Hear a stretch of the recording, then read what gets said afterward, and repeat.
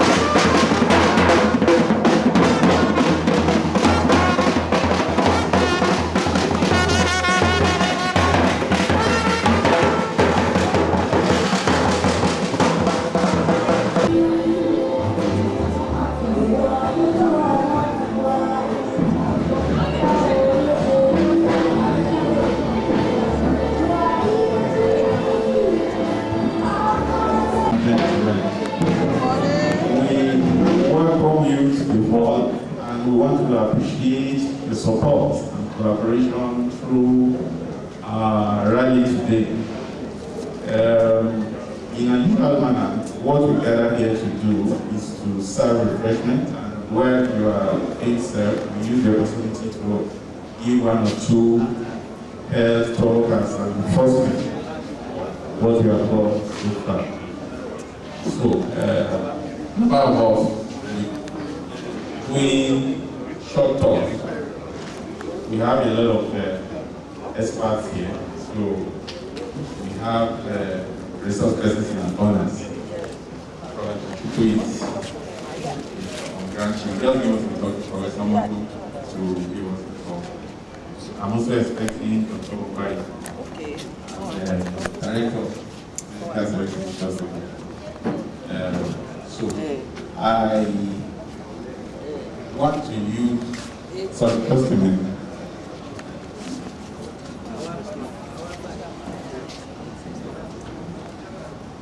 The opportunity to recognize a few people, please.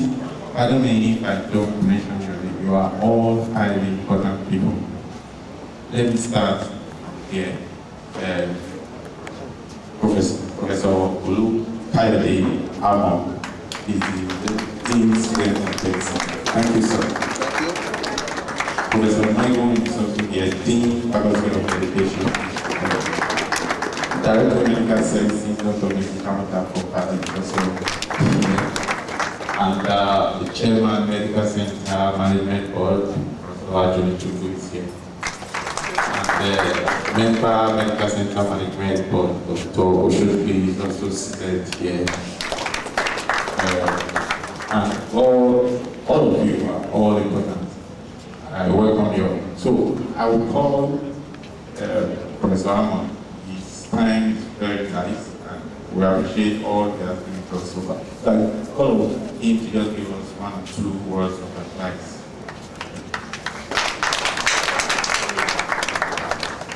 I'd like to say I'm standing on the existing protocol. If one had been established, I believe one has been established. So, distinguished ladies and gentlemen, I want to welcome you to the rally to mark the World's AIDS Day for the year 2014. 2013, because I'm in a hurry. Now this has become a yearly routine. It's not only important to partake of the campaign to keep AIDS off our shores. It's also more important for us to be personally aware of this scourge and the devastating effect it has had on the entire world.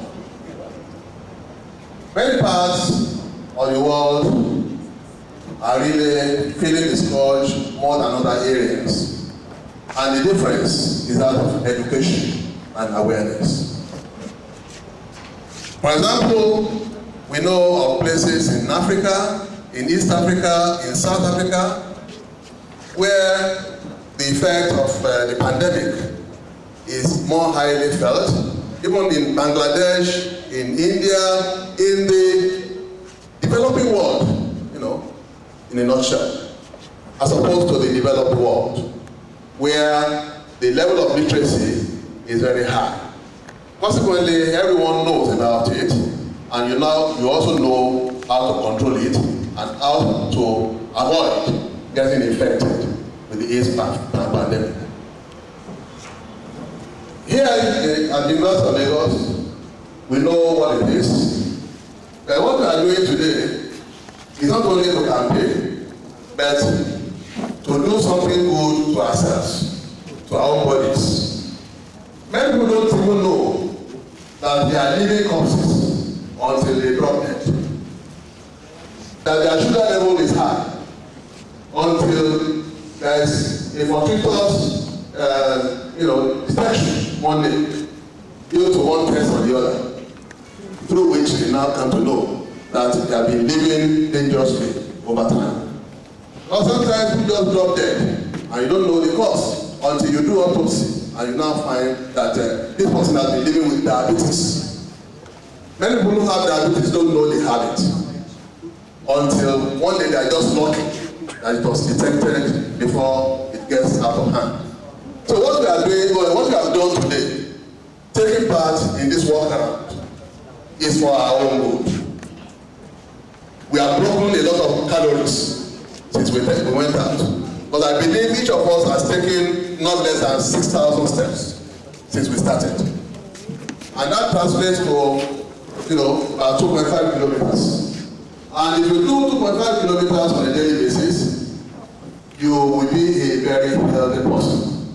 And that keeps away a number of things, like diabetes, a heavy sugar load in your blood, and it also helps to bring down your blood pressure. Even though I'm not a medical doctor, but I know from interaction with doctors and scientists, certainly, we know that certain predisposing factors to diabetes and hypertension.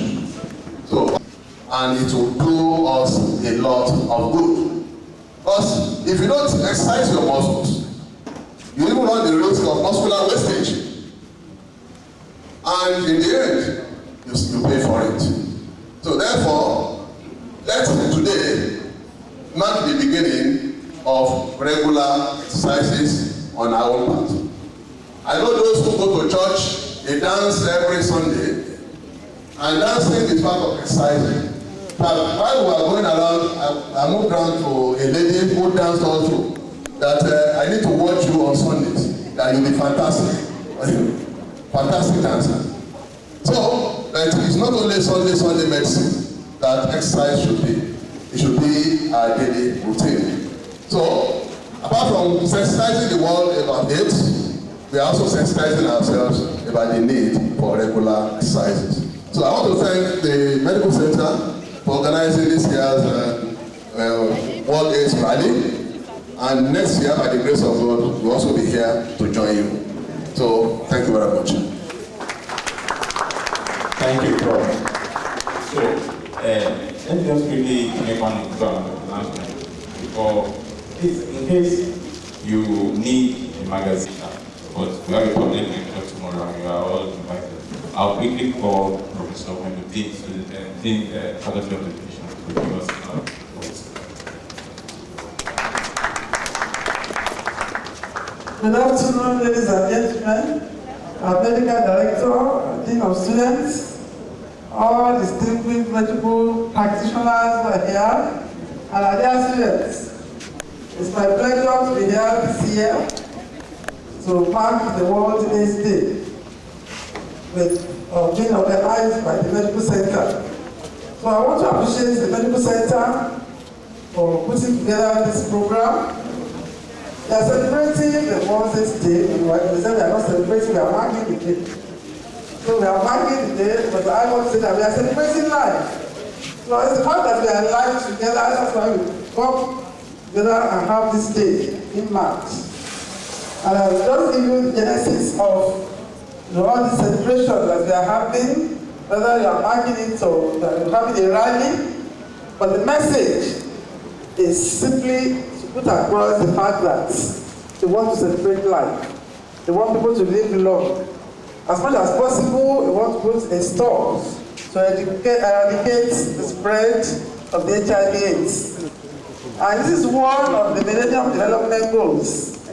The 1990s, so when we are putting together the goals that we want to achieve, United Nations in the 21st century, there were 8 goals put together. And one of these goals is eradication of HIV/AIDS. Another of the goals is the UBE system, putting together universal basic education and eradicating infantile mortality rates to HIV/AIDS and say yes to life. And how do we do that? Through advocacy, through this kind of program, spreading the message around, especially to our young people. Because they identify that young people are the most vulnerable because of their sexual behavior. And so we are locating a change in behavior, behavioral change your behavior towards sex. Because we identify that people contract HIV/AIDS through sexual intercourse. And you can do without it if you are not married. We have a lot of our young people who tell you that they cannot do without it. But I don't share that view, because there's nothing possible. Here there's a will, there's a way. So you can spread the message around to all the young people. Some of us are mothers, some of us are grandmothers. Tell your children, your friends, your children's friends that they can do without it. I'll give you one interesting information. You happen to come to my office, I will show you the text message that I got only day before yesterday. I shared it with some people yesterday in church. A young, I must have been a teenager, a young girl, sent a text message to me. Day before yesterday, Mommy, I'm bleeding. I'm bleeding because I just had my first exposure to sex. And I've been bleeding since then. Help me. I'm in pain. I read the text message and I called her. So where are you? What can I do to help you? She said, I don't know. I said, go and tell your mother. He said, no, she replied immediately. I said, okay, go and get a medical doctor. But if you tell your mother, you should go and see a medical doctor immediately so that the bleeding will stop. They will give you medication. So later, he texted another text message saying that I'm sending it to a nurse. So I said, I hope the nurse is satisfied. So she didn't reply again. But the night, before yesterday, I called her. I said, how are you now? She said, I'm fine. I said, but he told you not to do it. So why have you done it? You have gotten the results. And this guy must be enjoying himself. So the person read the text and they started laughing. I said, that's the fact. But I know the young ladies, they don't know. The implication. The guys will tell you that the only way you know that I love you. They enjoy themselves. Rather than put you into trouble. But we are saying you say yes to life. You have the control of your body. And so you must use your body in the best way. Because your destiny is in your hands. If you say yes to life, no, I don't want to do it. Tell your partner, zip up. You can delay gratification, but the enjoyment will come later in life. So please have the positive attitude to life.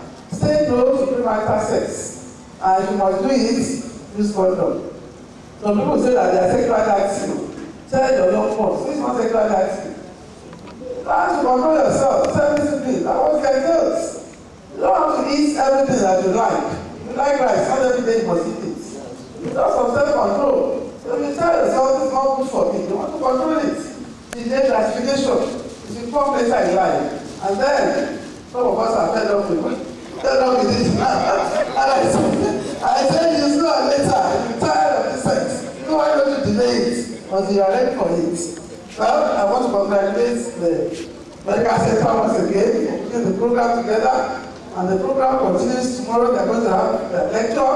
And on Wednesday, you are going to have free medical tests. So VCT, what I will advocate to everybody, that is voluntary counseling and testing. And we have that package in our medical center as well. Please take advantage of that and give the information to others. God bless you. Thank you, Prof. Let me call the director. No, sorry. Let me ask. I'm breaking to the door. The chairperson, Medical Center Management for Resource Care. Professor Constance Cardiology, Lagos University Hospital. Thank you all. I'm also standing on the established protocol.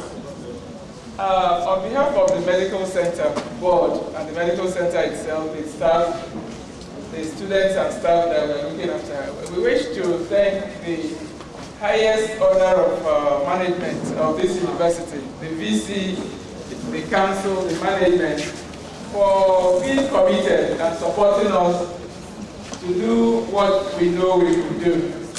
The whole world is commemorating, marking, celebrating the World AIDS Day. The World AIDS Day is 1st of December, and this is the 25th year. This year, they said we should talk to people in numbers, and it is those numbers that we want to celebrate. The rally and the day is to remember those that have died, their loved ones that are still living, and the pain it has left. In many capitals of the world, there is a midnight service with candlelight and things to bring in the mood of remembrance. Then there is a feeling of hope and rejoicing because there are lots of successes. The history of AIDS is that it has been with us since 1981. 25 million people have died globally. As we are talking now, 35 million people are living with HIV, but they are not necessarily having the AIDS. The HIV is just a status. The virus can now go haywire, and the disease it will cause in the body is called AIDS. So it is not everybody that has HIV virus that has the AIDS syndrome. The AIDS syndrome is what kills. I might follow through with my respected professors who have given us one or two hints.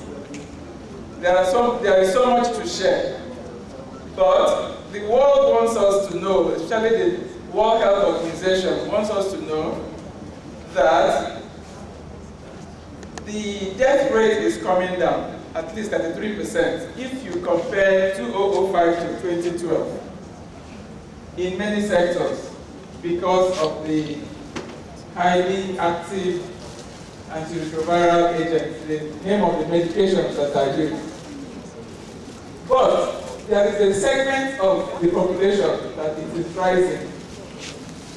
2.1 million adolescents, 10 years to 19 years, are the new groups that are at risk. The other people are maybe a little mature, hearing what is being said, but adolescents are increasing. The WHO and the world, they are targeting, getting to zero. What is getting to zero? They want to get to zero discrimination, zero death, and zero new infections. And how do we do that? By testing. You can, if you test and you know where you are, you can be more careful. If you test and unfortunately the result is otherwise, there is help. But if you do not test and you live in, like an ostrich, hiding your head in the sand, then that is where the problem is. The virus will keep on spreading. So that is the message. Knowing the numbers. The numbers they want us to hear is 25 years of the rally, 35 million living with AIDS, 25 million already dead, 2.1 million adolescents with the disease. And just to get to my own part of the issue, cardiology, which is the heart. The HIV virus can, damage. It damages the fighting cells, the cells that help us to fight infection. That is, it is acquired. Some children are even born with that type of problem, where their white cells and their lymphocytes are not working, but this is an acquired type. So we need to be careful. It can affect the kidney, it can affect the brain, it can affect the heart, it affects all parts of the body, and as Professor Willow told us, has great mobility. And we will not be able to get to where God wants us to get when we are that here. So please let us rest and do the right things at the right time. Getting to cardiology, they want us to also know our numbers. What do we know by knowing our numbers? Personal numbers. They want us to know our age. I'm sure all of us know our ages, even though we ladies, we like to be 16, just like I am now. I'm 16. So they want us to know our blood pressures, because whatever it is you have, if you know your numbers, we will be able to treat you better. Okay, you need to know your blood pressure, not just to say the doctor said it is nice. If the doctor said it is normal, I want you to say that, December 2, 2013, I was told my blood pressure is 120/70. Therefore, it is normal. I was told that my blood pressure is 148. It is not normal. Therefore, I was asked to do this or that. We are supposed to also know our blood sugar, like Professor Amon told us, to know whether it is right.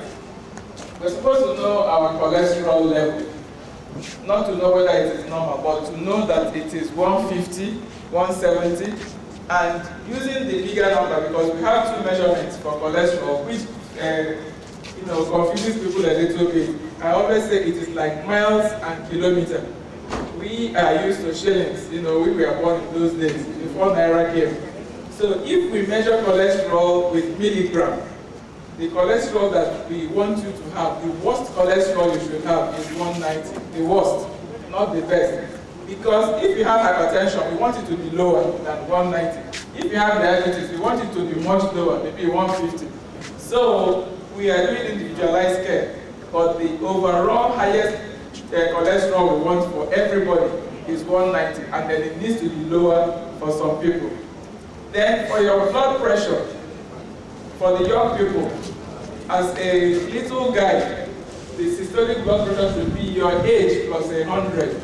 So if you are 20 years, your blood pressure should never be more than 120. So even though hypertension is 140/90, if you are 20 years and your blood pressure is 126/80, it is not good. Okay? Do you understand what I'm trying to say?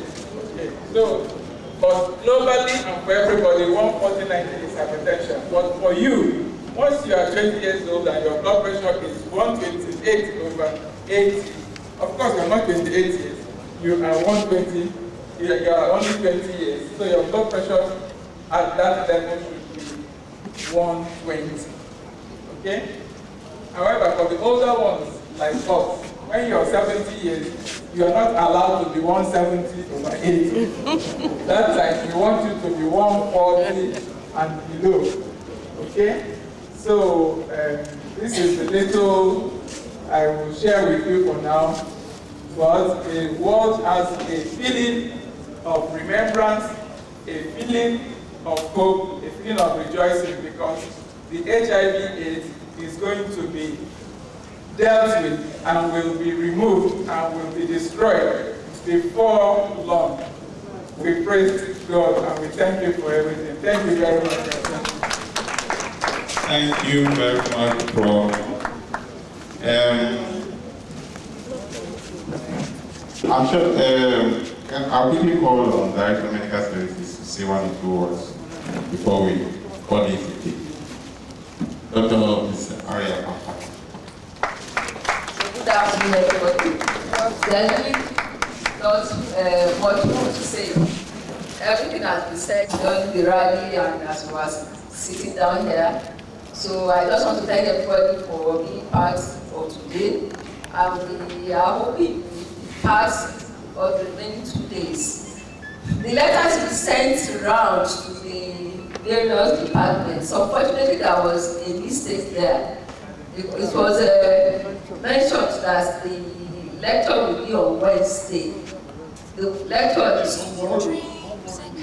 So please, those of you who are here, we expect we'll be happy to see you tomorrow. You will have a lot to learn about your health, especially with respect to hypertension, which we have known is a silent form.